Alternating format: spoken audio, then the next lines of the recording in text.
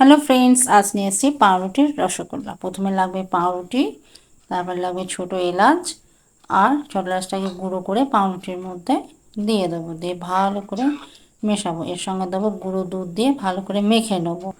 মাখা হয়ে গেলে এর মধ্যে ঘি দেবো, ঘি দিয়ে আবার একটু ভালো করে মেখে এর মধ্যে চিনি আর বেকিং সোডা দিতে হবে, কিন্তু আমি এর ভিডিও তুলতে ভুলে গেছি।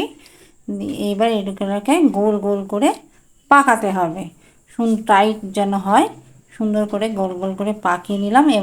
এবার ফুটন্ত জলের মধ্যে ছোটো এলাচ দিয়ে রসটা বানাতে হবে। এদিকে কড়াইয়ে গোল গোল পান্তুয়াগুলোকে ভাজতে থাকবো। তখন কিন্তু গ্যাসটাকে আমি সিম করে দেবো। আর ভাজার পর ওইদিকে আমি চিনি দিয়ে রসটাকে ফুটতে দিলাম। এদিকে লাল লাল যখন হয়ে যাবে তখন ওই পান্তাগুলোকে গরম রসের মধ্যে ফেলে দেবো, দিয়ে ঠান্ডা হলে আমরা পরিবেশন করব।